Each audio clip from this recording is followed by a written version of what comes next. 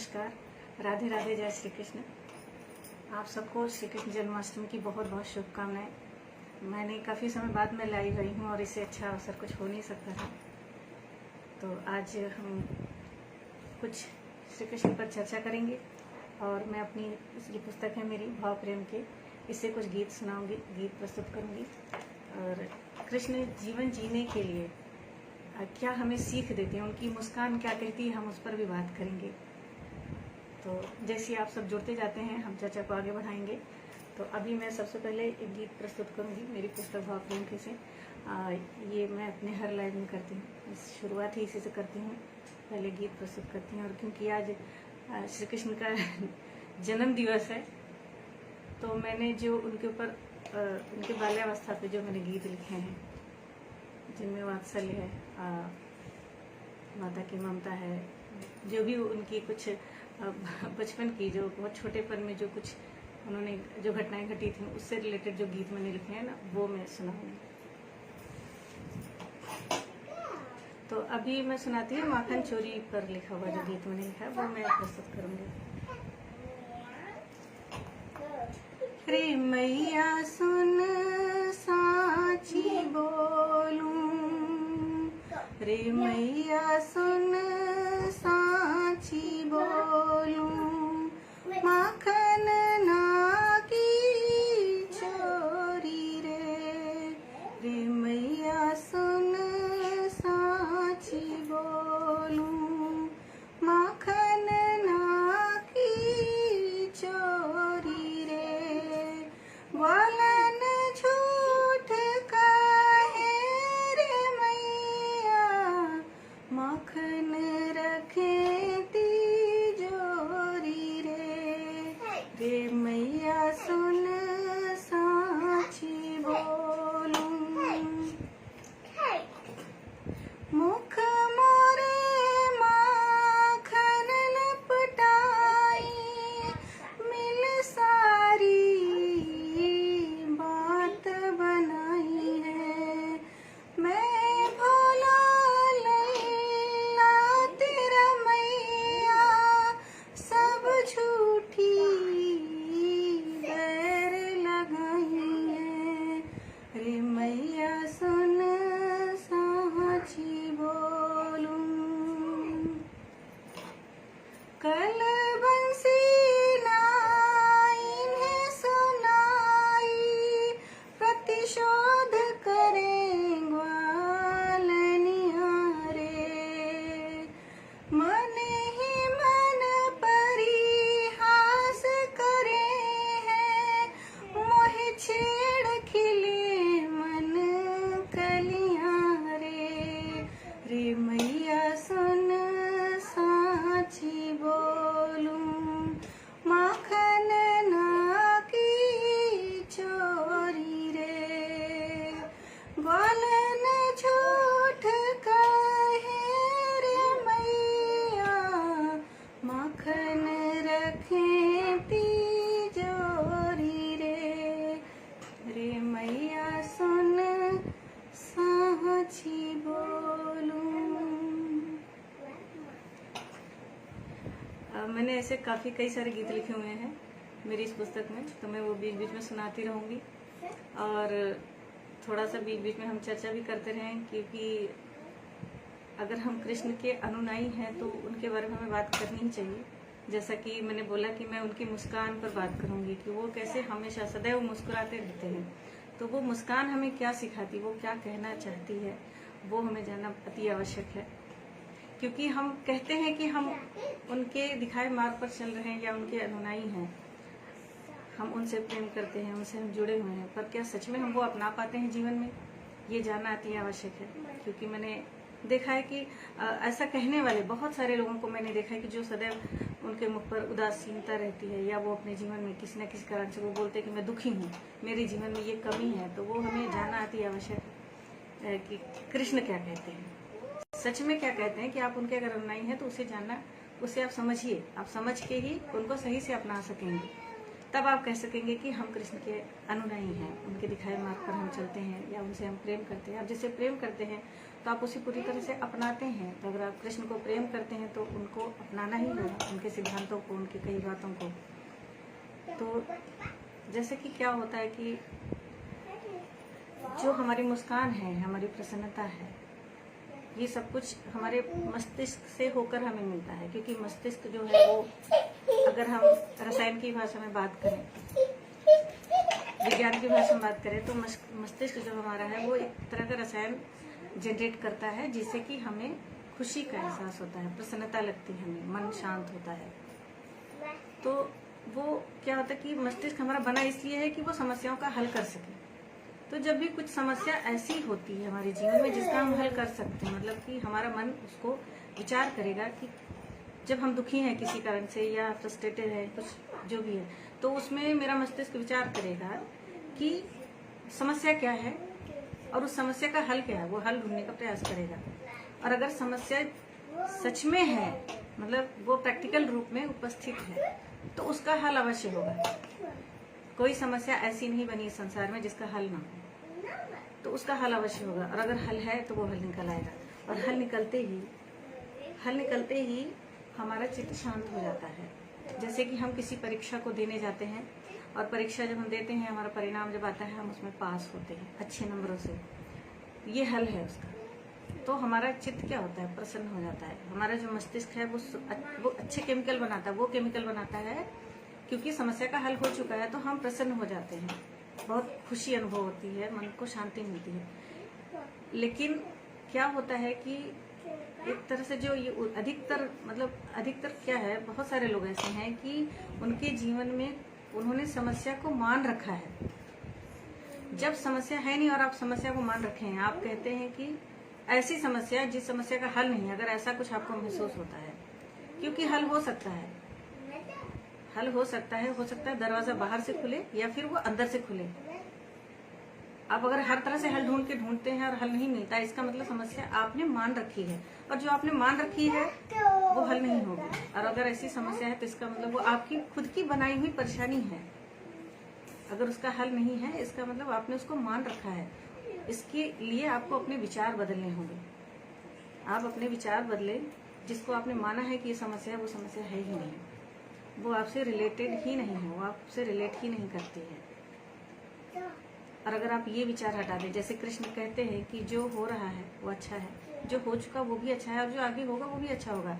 सिर्फ कर्म जो है ना, वही हमारे हाथ में है। फल की चिंता करके हमें नहीं कर्म करना है, हम सिर्फ कर्म करते जाएंगे। लेकिन जैसी भी स्थितियां आपके सामने आती जाती हैं, उसको स्वीकारना है। अगर खुशी मिलती है तो भी आप स्वीकारेंगे, अगर दुख मिलेगा तो भी आप स्वीकारेंगे। सब कुछ आपको स्वीकारते जाना है सहजता से। तो अगर वो समस्या है और वो समस्या प्रैक्टिकली है, सच में समस्या है, तो उसका हल अवश्य होगा। और वो हल आप शांत रह के विचार करके उस समस्या का हल भी कर लेंगे आप, और हल मिलते ही सब कुछ ठीक हो जाएगा। लेकिन अगर हम मान के चलते हैं कि समस्या है ही नहीं, और हम उसको मान लेते हैं कि ये समस्या है और इस कारण मैं दुखी हूँ, तो वो समस्या कभी हल नहीं होगी। क्योंकि जो समस्या है ही नहीं, उसका हल कहाँ से निकलेगा। और जब वो कभी हल नहीं होगी तो हम सदैव दुखी रहेंगे, और हम बोलेंगे हमारा जीवन बहुत दुख से भरा हुआ है। हमारे जीवन में अगर ऐसा नहीं ऐसा होता तो अच्छा होता, वैसा नहीं वैसा होता तो अच्छा होता। तो कृष्ण की मुस्कान यही कहती है कि आप देखें उनके जीवन को उठाकर, तो वो जब से उनका जन्म हुआ तब से लेकर जितनी समस्याएं उनके साथ उत्पन्न हुई हैं, जितना उनको दुख, अगर वो दुखी होते तो उनका जीवन पूरा, अगर हम सबसे कंपेयर किया जाए तो उनका जीवन फिर बहुत ज्यादा दुख से भरा होता। जो इतने इस संसार में उन्होंने इतने बड़े बड़े काम किए, जो उन्होंने सीख दी, जो समझ दी लोगों को, जो गीता का ज्ञान दिया, ये सब कुछ, महाभारत का जो युद्ध हुआ धर्म की स्थापना के लिए, ये सब कुछ भी नहीं हो पाता। हम थोड़े से दुख को इतना बड़ा दुख बना लेते हैं। हम जो समस्या है नहीं उसको समस्या बना के रख लेते हैं। तो आप सोचिए कि उन्होंने उस चीज को क्यों नहीं, क्योंकि वो यही समझाते हैं कि जैसा आपको जीवन में आपके जो वर्तमान में चल रहा है ना, उसे स्वीकारते जाना है, उसे समस्या की तरह नहीं लेना है, उसे दुख की तरह नहीं लेना है। ये समय की जो मांग है, जो नियति है ना, उसे हमें स्वीकारना है, सहज स्वीकारना है और चलते जाना है। उस वर्तमान में जो समस्याएं उत्पन्न होंगी उनका हल ढूंढते जाना है। यही जीवन है। और इसलिए वो सदैव उनके चेहरे पर सदैव मुस्कान रही, सदैव धीरज रहा। ये इसीलिए हो पाया। तो वो हम अगर उनके अन्यायी हैं, अगर हम उनको मानते हैं कि उनको हम प्रेम करते हैं, तो हमें उनके अनुसार उनके सिद्धांतों पे चलना ही चाहिए। तो वो मुस्कान हमारे चेहरे पर भी खिलनी चाहिए। जो अगर ऐसा कुछ हम सोचते हैं, कुछ हमारे हम मनुष्यों को क्या होता है कि सच में समस्या होती है और फिर भी हम उसको समस्या मान बैठते हैं। तो या फिर ऐसा कुछ दुख होता नहीं जिसे हम दुख मान बैठते हैं, तो अगर उसका हल नहीं निकलता तो हम बोलते नहीं, ये तो हमारे भाग्य में लिखा है। तो ऐसा कुछ नहीं होता है। वो हमारे भाग्य में अगर लिखा है, आप ये मानते हैं, तो भी आपको सहजता से स्वीकार कर लेना चाहिए। तब भी आपको प्रसन्न रहना चाहिए कि जो आपको मिला है वो अच्छा है। कई बार हम संबंधों में भी ऐसा करते हैं कि हम कई बार अपने माता पिता से लोग नहीं प्रसन्न है कि अरे हमारे पिता ने ऐसा किया, हमारी माँ ने ऐसा किया, या हमारे पिता नहीं है, किसी के पास पिता नहीं तो उसलिए दुखी है। कोई कहता है कि कभी प्रेमी प्रेमिका में दुख जाहिर कर रहे हैं कि अरे हमने इतना किया, उन्होंने ऐसा नहीं किया। या पति पत्नी में चल रहा है कि नहीं, ये ऐसे पति ही मिल गया इसलिए मैं प्रसन्न नहीं हूँ। या पति कहता है कि पत्नी अच्छी नहीं है, या बेटा बाप, मतलब बहुत सारे संबंधों में आप जाएंगे तो लोग सिर्फ दूसरों का आकलन कर रहे हैं, मतलब अपने संबंध में दूसरे पर बता रहे हैं कि उसके कारण मैं अप्रसन्न हूँ, इसलिए अगर वो मुझे चाहता तो मुझे प्रसन्न कर सकता था, तो मेरा जीवन अच्छा होता। मतलब आप अपने आप ऐसे ही वो सामने वाले से आप जाके पूछेंगे तो वो भी यही बोलेगा कि मैं उस पर्सन से अप्रसन्न हूँ। वो चाहे तो मुझे प्रसन्न कर सकता है, लेकिन मैं कॉम्प्रोमाइज करके चल रहा हूँ। सभी एक दूसरे को ये कंप्लेन कर रहे हैं। इसका मतलब समस्या कहाँ है? समस्या खुद के मस्तिष्क में है, खुद के विचारों में है, खुद की समझ में है। समस्या और कहीं है ही नहीं। जो आपको नहीं मिला, आप उसको या तो पकड़ के बैठे रहेंगे, अरे मेरे जीवन में अगर ये मिल जाता तो बड़ा सुख होता, बड़ा आनंद होता। मुझे ये नहीं मिला ना, इस कारण मैं अप्रसन्न हूँ, और ये जो मिला है ये अच्छा नहीं है। पर अगर रिलेशन में पूछो तो उस पर्सन से पूछो तो वो बोलेगा ये जो मिला है ना ये भी अच्छा नहीं है, ये स्वयं ही अच्छा नहीं है। तो आप जो देंगे वही आपको मिलेगा। अगर आपको लगता है कि आप अप्रसन्न हैं, आपको कुछ नहीं मिल रहा है, इसका मतलब आप भी नहीं दे रहे हैं। आप स्वयं का भी आकलन करें कि आप भी नहीं दे रहे हैं। आप कुछ जबरदस्ती आपने अपने मन में कुछ विचार बना रखे हैं और आप अपने आप को सिद्ध करते जा रहे हैं। हम क्या करते हैं ना, हम दूसरों को जज करते हैं। जिस स्थिति में हम होते हैं ना, उस स्थिति को हम लॉजिकली सही जज कर लेते हैं कि ये बिल्कुल परफेक्ट बात है, मैं बिल्कुल सही हूँ अपनी जगह पे, मैं कहीं से गलत नहीं। पर सामने वाले को हम जज कर देते हैं, ये गलत है, इसके विचार गलत हैं, इसके कार्य गलत हैं, सब कुछ गलत है। यही हर कोई कर रहा है, सभी करे जा रहे हैं। लेकिन जो ऐसा कर रहे हैं ना, वो खुद को भी जज करते जाते हैं। कभी कभी वो जानते नहीं, अनकॉन्शियस माइंड में खुद को भी जज कर रहे हैं, और वो खुद को भी कहीं ना कहीं गलत कहे जा रहे हैं। इस कारण से भी वो अप्रसन्न हैं अपने जीवन से, कि थोड़े थोड़े पल के लिए वो खुश होते हैं, फिर उनके जीवन में उनको उदासीनता घेर लेती है। वो जान ही नहीं पाते कि क्या बोलते हैं, अरे नहीं पता नहीं जीवन में रखा क्या है, पता नहीं क्या चल रहा है। तो ये अप्रसन्नता उनके अनकॉन्शियस माइंड दे रहा है उनको, क्योंकि वो खुद को भी जजमेंट दे रहे हैं। जो आप दूसरों के लिए करते हैं ना, वो हम कहीं ना कहीं अनकॉन्शियसली खुद के लिए भी कर रहे होते हैं। हम ऐसा सोचते हैं कि हम सिर्फ दूसरों के लिए ऐसा कर रहे हैं। नहीं, अगर आपके विचार ऐसे हैं तो आप वो खुद के लिए भी कर रहे होंगे, आपका मस्तिष्क वो कर रहा होगा। इसलिए जीवन में इस तरह की चीजें आपके साथ घटित हो रही हैं। आप उदासीनता की ओर घिरे जा रहे हैं, चले जा रहे हैं। तो कृष्ण का होना और सच में होना और कहने में बहुत अंतर है। तो मैं पहले एक गीत सुनाऊंगी, मैं इस बारे में और चर्चा करूंगी। मुझे आज बहुत सारी बातें करने का मन है, तो मैं पहले बीच में गीत सुनाती हूँ ताकि थोड़ा सा मन बीच बीच में बदलता रहे। गीत का माहौल होने से मन थोड़ा और प्रसन्न होगा, और फिर इस बारे में और हम बातें करेंगे। और अगर आप लोग का किसी का कोई प्रश्न है या कुछ बात करना चाहते हैं या कहना चाहते हैं तो आप कमेंट बॉक्स में मेंशन कर सकते हैं, तो मैं देख लूँगी, मैं उस पर बात करूँगी। अब क्योंकि आज कृष्ण जी का जन्मोत्सव है, तो उनके जो बाल स्वरूप है उस पर ही गीत सुनाऊंगी। तो मैं एक और गीत प्रस्तुत करूंगी जो मैंने लिखा हुआ है।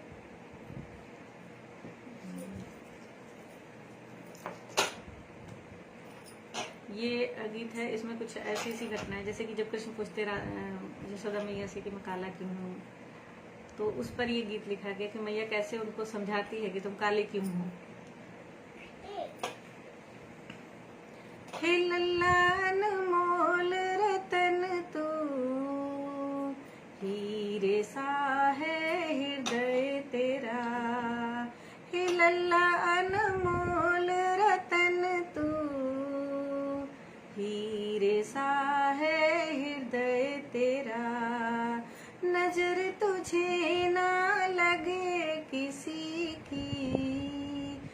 तभी सांवरा रंग तेरा, तभी सांवरा रंग तेरा। कारी रजनी जन्म लिया तो छिप जाए अंधियारे। मैया क्या दलील लेती है उनको, देखो क्या समझाती है। कहती क्योंकि तू कारी रजनी, काली रात थी उस समय, वहां पे तूने जन्म लिया था, और वो जो उस समय स्थितियां थी कि कंस जो भी जन्म लेता था उसको मृत्यु के घाट उतार देते थे। तो क्योंकि कृष्ण को बचना है तो वो समझा रहे कि तू काली रात में जन्म लिया, और क्योंकि तू जब लेके उसको वो आ रहे हैं, उनके पिता लेके उसको आ रहे हैं गोकुल छोड़ने के लिए, तो उस समय कि अंधेरे में तू छुप जाए, क्योंकि अगर वो गोरे होंगे उजले होंगे तो वो अंधेरे में भी दिख जाएंगे, तो पता चल जाएगा सबको। तो तू अंधेरे में छिप जाए, इसलिए तेरा रंग काला है। कारी रजनी जन्म लिया तू छिप जाए अंधियारे, बला तेरी सब टल जाए रे, तभी पाया श्याम रंग प्यारे, तभी पाया श्याम रंग प्यारे। मैया कितनी अच्छी बात कहती है, तेरी सारी बला टल जाए इसलिए तू काला रंग, तेरा श्याम रंग है, अंधेरे में तू छुप गया और वहां से तू बच के तू मेरे पास आ सका। तो आगे क्या कहती मैया, फिर से उनको और भी चीजें समझाती हैं। कारे कजरारे नैनों वाली, देख तो है जब मुस्काई।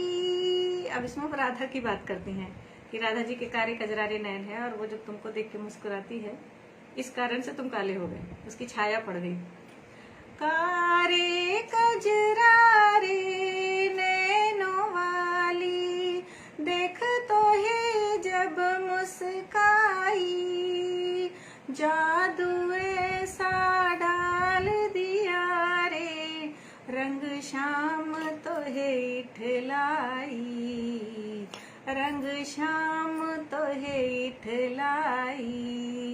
हे लल्लान मोल रतन तू, हीरे सा है हृदय तेरा, नजर तुझे ना लगे किसी की, तभी सांवरा रंग तेरा, तभी सांवरा रंग तेरा। तो आगे हम कुछ और थोड़ी सी बातचीत करते हैं, फिर बीच बीच में गीत सुनाती रहूंगी मैं। तो मैं बात कर रही थी कि हम कृष्ण की मुस्कान से क्या सीखते हैं।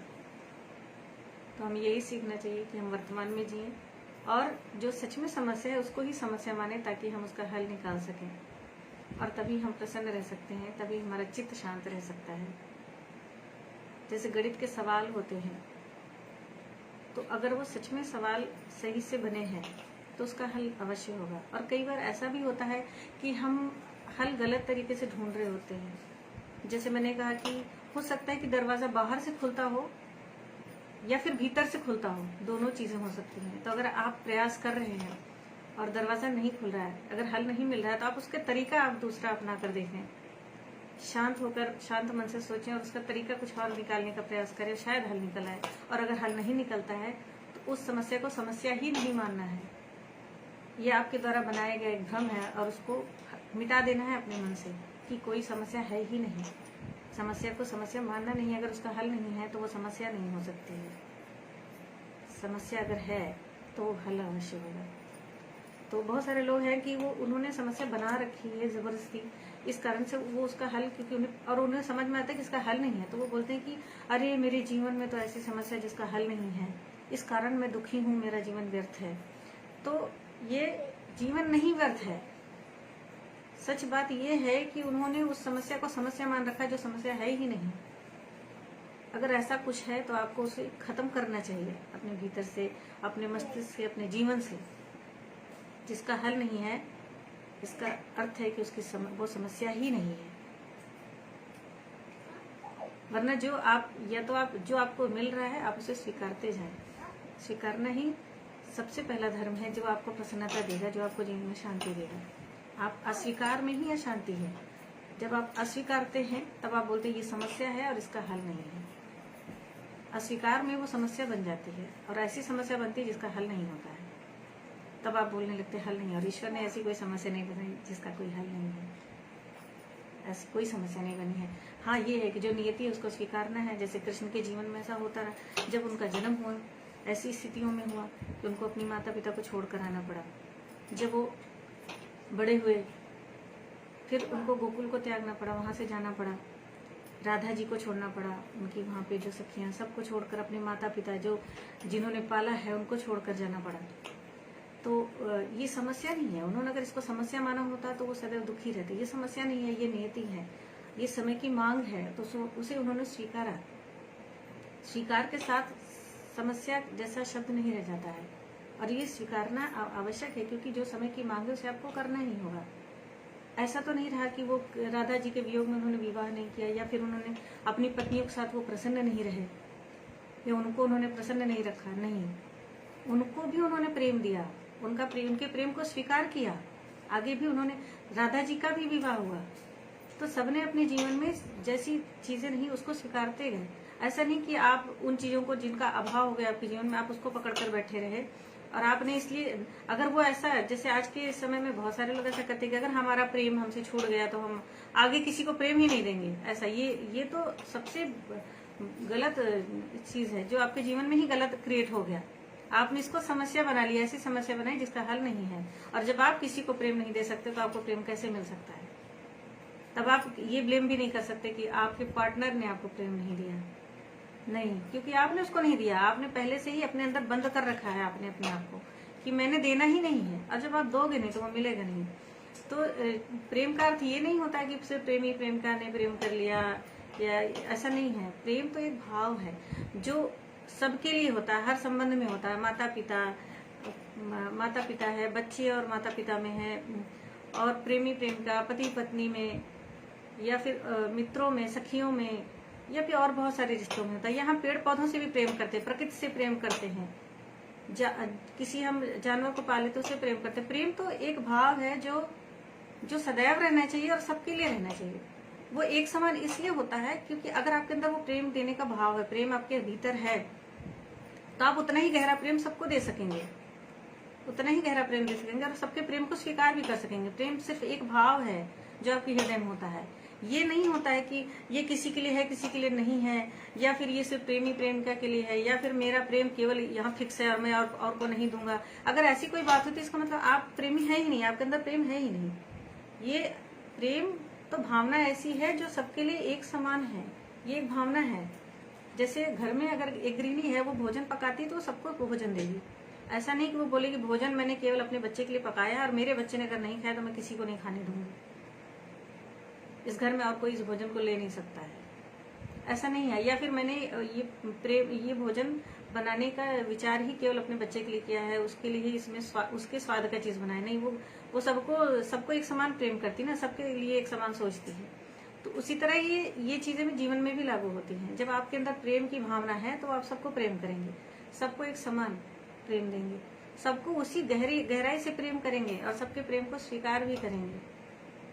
प्रेम सिर्फ भावना है। और जब आपको प्रेम समझ में आ जाएगा, प्रेम ये नहीं होता गलत सही, पाप पुण्य, अच्छा बुरा, मेरा तेरा, ये नहीं होता प्रेम में।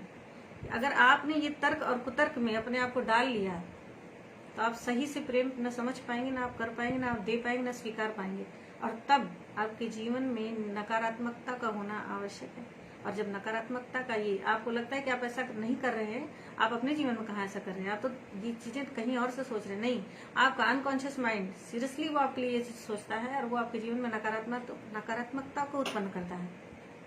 उसके साथ में वही समस्या जो है नहीं और आप वो बना लेते हैं, वो उत्पन्न होती है, और फिर उदासीनता आती है जीवन में।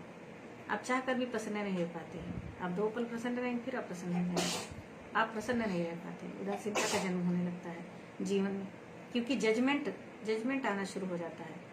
आप दूसरों को ही नहीं, परिस्थितियों को नहीं, आप खुद को ही जज कर रहे होते हैं। अनकॉन्शियसली आप खुद को जज कर रहे होते हैं। और जहाँ जज होनी शुरू हो जाए चीजें, वो शुद्ध नहीं रह जाती हैं। फिर ये प्रॉब्लम क्रिएट करती है जीवन में। तो प्रेम एक भावना है जो पवित्रता अपवित्रता पाप पुण्य अच्छा बुरा से परे है। ये केवल एक भावना है जो सदैव शुद्ध होती है और सबके लिए एक समान होती है। आपके भीतर है अगर प्रेम, तो आप एक पशु को भी बहुत प्रेम से, इतने प्रेम से ही उसको स्पर्श करेंगे, उसके लिए कार्य करेंगे जैसे एक मनुष्य के लिए, एक अपने पुत्र अपनी पुत्री के लिए करते हैं आप। अगर आपके भीतर प्रेम है तो एक अनजान व्यक्ति अगर परेशानी में है तो आप उसको उतना ही प्रेम देंगे, उसके लिए सब कुछ उतना ही करने को आप तैयार रहेंगे। हाँ, ये अलग बात है कि अब समाज में बहुत सारी बुरी चीजें भी आ गई हैं, लोग फायदा उठाते हैं आपके अंदर जो प्रेम है, जो करुणा है। आप इतने अच्छे होते हैं, आप सबको एक समान प्रेम दे पाते हैं, एक समान सबको मान पाते हैं, उनके लिए सब कुछ कर पाते हैं, तो इसका लोग फायदा उठाते हैं। ये बहुत ज्यादा हो रहा है क्योंकि ये कलयुग है। कलयुग क्या, ये तो पहले भी होता रहा है, तो अब तो होना ही है क्योंकि कलयुग तो कलयुग है ही है। तो इस तरह से आप बहुत बार ठगे भी जाएंगे, बहुत बार ठगे जाते हैं ऐसे अच्छे लोग, और वो बोलते हैं कि हम अच्छे हैं तो हमारे साथ ही बुरा क्यों होता है, क्योंकि आपके अंदर ये भावना है और इस समाज में ऐसा चल रहा है, लोग आपको ठगते हैं, ठगे ही जाते हैं। ऐसा नहीं जो ठग रहे हैं वो प्रसन्न है, उसका उनको परिणाम मिलता है, भुगतना पड़ता है उनको। कर्म का फल तो सबका होता है, और अभी नहीं तो आप कर्म का फल लेके आगे भी जाएंगे, कर्म तो साथ साथ चलता है। तो लेकिन ये तभी आप ऐसा कर पाते हैं। तो ऐसा नहीं है, अभी भी ऐसे बहुत सारे लोग हैं जो प्रेम को सही से समझते हैं, प्रेम की भावना होती है उसको समझते हैं, इसलिए वो उस तरह प्रेम दे पाते हैं, सबको सम्मान दे पाते हैं, सबको प्रेम दे पाते हैं, चाहे पशु पक्षी पेड़ पौधे या मनुष्य। वो क्योंकि उनको सच में पता है कि प्रेम क्या होता है, इसलिए उनके अंदर प्रेम की शुद्ध भाव जो होता है ना, वो उनके भीतर होता है। उसी प्रकार का भाव उत्पन्न होता है, उसमें अपना पराया पाप पुण्य तेरा मेरा ऐसा कुछ नहीं होता है कि आप अपने बच्चे से प्रेम करें पर आप किसी पशु के बच्चे को काट के खा ले रहे हैं, या किसी पशु के बच्चे को आप मार रहे हैं, या किसी पशु को आप मार रहे हैं, लेकिन आप अपने बच्चे को नहीं मारेंगे, आप अपने परिजन को नहीं मारेंगे, उनको प्रेम कर लेंगे। किसी और के माता पिता उनको आप असम्मान देते हैं, उनको आप मार सकते हैं, या किसी दुख भरे पर्सन को आप देखते हैं तो आपको लगता है कि ठीक है ये इसके जीवन का दुख है, आप उससे द्रवित नहीं होते, लेकिन आपको अपना दुख लगता है। तो ऐसा ये प्रेम नहीं होता। प्रेम बहुत शुद्ध होता है, जो किसी के भी दुख से दुखी हो जाता है, जो सबको एक समान सम्मान दे सकता है, जो सबको एक समान प्रेम दे सकता है, ऐसा होता है।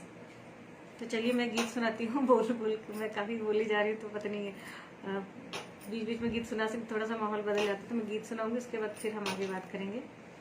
और आज तो मैं बहुत सारा बोलना चाहती हूँ क्योंकि बहुत दिन बाद में लाइव आई हूँ। जो भी मुझसे भूल चूक में कुछ गलत निकल जाए या कुछ, तो उसके लिए क्षमा करिएगा। और बाकी आज मुझे बोलने का बहुत मन कर रहा है, तो मैं काफ़ी कुछ बोल रही हूँ। मैं गीत सुनाती हूँ।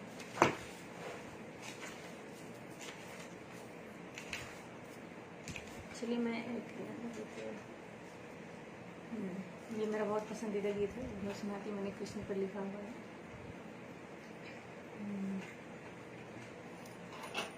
सामरे मनमोहक चितवन, मीठी सी मुस्कान है।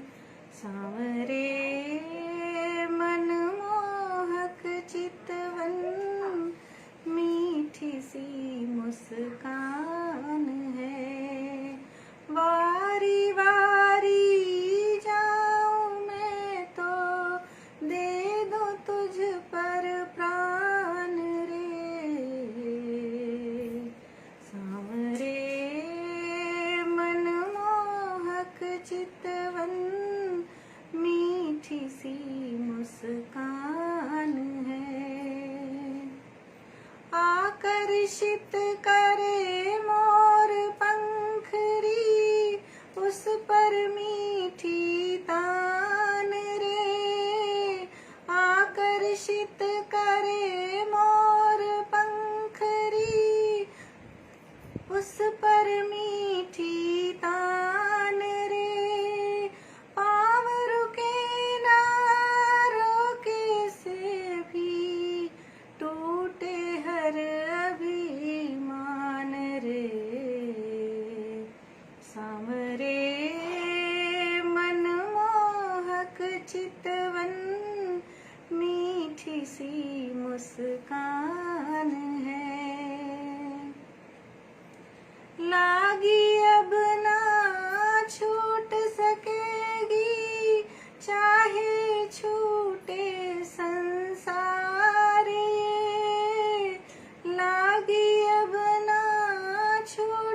सकेगी, चाहे छूटे संसार। दूरी कोसों की हो चाहे, जुड़े हैं मन के तार रे।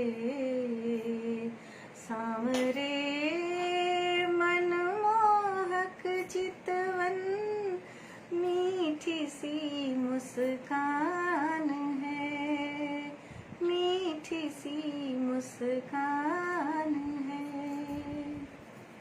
धन्यवाद। और मैं चर्चा को आगे बढ़ाती हूँ। और अगर आप में कोई उपस्थित है, कुछ आपके प्रश्न है तो आप रख सकते हैं, या कोई बात अगर आपको करनी है या मेरे साथ मिलकर चर्चा करनी है तो आप मुझे रिक्वेस्ट भेज सकते हैं। मैं बात को आगे बढ़ाती हूँ। मैं कृष्ण की मुस्कान पर बात करी थी।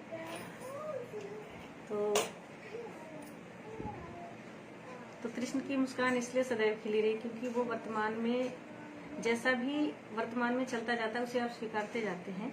तो जो भी समस्याएं आती हैं उनका आप हल ढूंढ पाते हैं, और वो समस्याएं जो सच में समस्याएं हैं, वो कहते हैं कि जो समस्या है ही नहीं उसे समस्या मानना ही नहीं है। क्योंकि अगर समस्या है नहीं और आपने उसको समस्या मान लिया तो उसका हल आप कभी नहीं निकाल पाएंगे। आपका मस्तिष्क उसका हल ढूंढ नहीं पाएगा, और जब हल नहीं ढूंढ पाएगा तो आपके जीवन में उदासीनता आनी प्रारंभ हो जाएगी, एंजाइटी होगी, उदासीनता होगी, डिप्रेशन होगा। तो समस्या वही होती है जिसका हल हो, और जिसका हल नहीं है वो समस्या नहीं है। इसलिए उसको अपने मस्तिष्क से हटा देना है, उसको अपने जीवन से ही हटा देना है। उसे समस्या मानना ही नहीं है, क्योंकि वो सच में समस्या है ही नहीं। जो वर्तमान में चल रहा है उसमें आपको जीना है। आप कर्म आपके हाथ में है।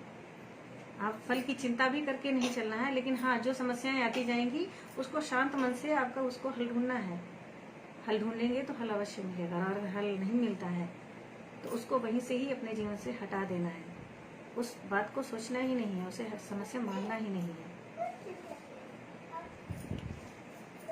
तो बाकी बहुत सारी बातें करने को है मेरे पास, मैं अगले लाइव में करूंगी, क्योंकि आप सब में अगर कोई मेरे साथ जुड़ना चाहे तो जुड़ सकता है। बातें बहुत सारी करने को, और मैं कृष्ण के सिद्धांतों पर भी बात करूंगी, क्योंकि अगर हम उनको मानते हैं, उनको हम प्रेम करते हैं, तो हमको उनके अनुसार चलना चाहिए। और अगर हम उनके अनुसार चलेंगे तो उनकी तरह ही हमारे चेहरे पर भी अवश्य मुस्कान होगी। लेकिन हम उन्हें कहते हैं और उनको हम मानते नहीं है, इसलिए हमारे जीवन में गलत घटित हो जाता है या हमसे गलत हो जाता है। और फिर हम ये नहीं कह सकते कि हम उनको ब्लेम नहीं कर सकते हैं, या फिर हम ये नहीं कह सकते कि हम उनके सिद्धांतों पर चल रहे हैं। उनसे प्रेम करना, सच में अब जब आप किसी से प्रेम करते हैं तो उनको आप पूरी तरह से अपनाते हैं, और आप जब पूरी तरह से अपनाएंगे तो आप सही रास्ते पर ही चलेंगे, और आपके चेहरे पर मुस्कान अवश्य आएगी और वो सदैव रहेगी। लेकिन अगर आप ऐसा नहीं करते हैं, उनको नहीं अपनाते हैं, तो फिर आप उदासीन भी रहेंगे, आपके जीवन में डिप्रेशन भी होगा, आपके जीवन में परेशानियां भी आएंगी, और आप अपने जीवन को कोसेंगे भी, उदासीनता भी आपको घेरेगी ही। लेकिन तब आप इस बात को स्वीकारें कि आपने उनको पूरी तरह से नहीं अपनाया है।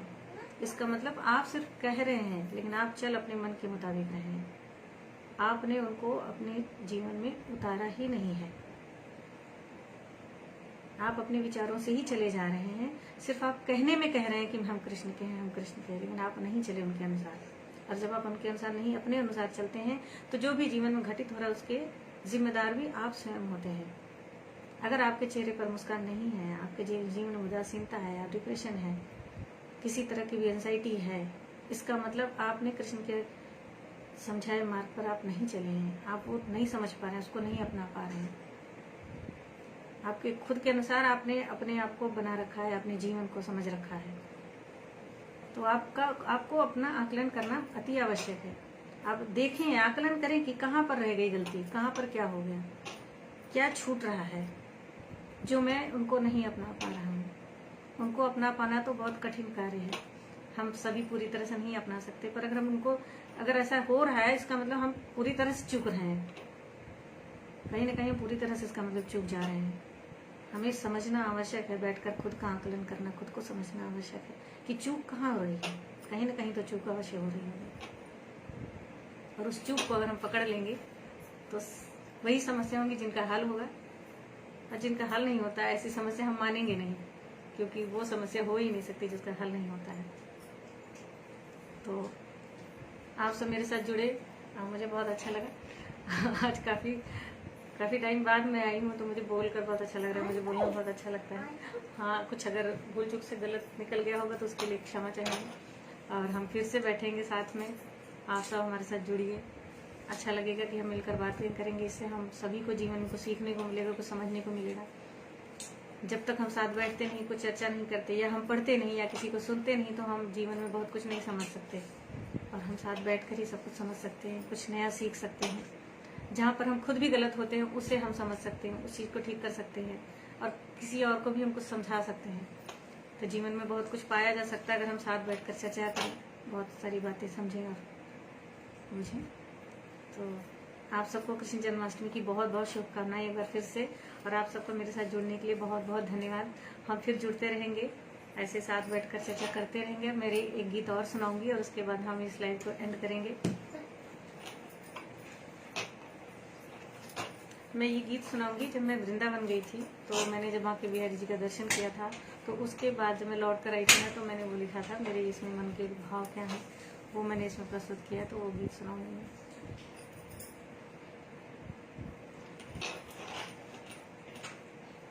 पहले नानुभूति हुई है इतनी गहरी प्रीत, इतनी गहरी प्रीत, भाव मिलन पर इतने गहरे, मन पर प्रेम की जीत, मन पर प्रेम की जीत।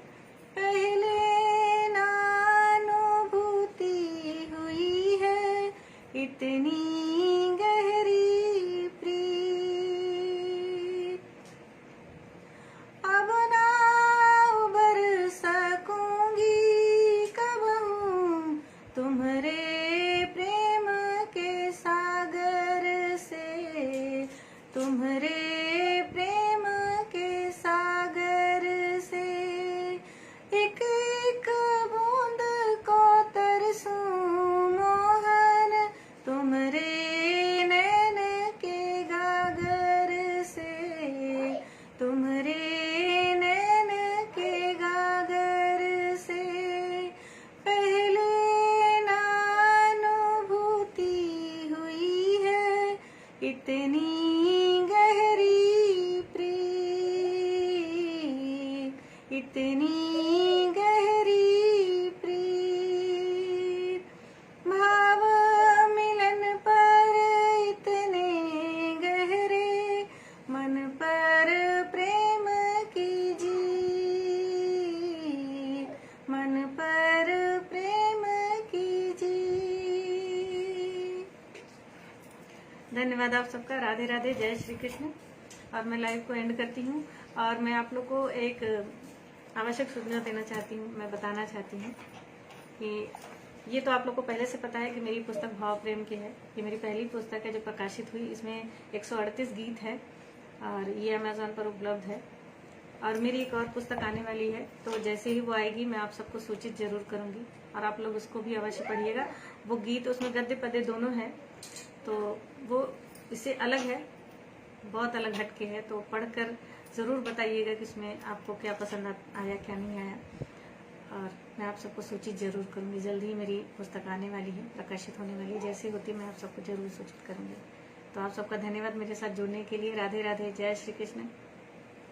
आप सब प्रसन्न रहें, स्वस्थ रहें, सुरक्षित रहें, और कृष्ण हम सबके सारथी बने, हम सबको सही मार्ग दिखाएं, सही मार्ग पर रखें, और हमारे चेहरे पर भी उनकी तरह सदैव मुस्कान बनी रहे। यही प्रार्थना करते हैं। जय श्री कृष्ण।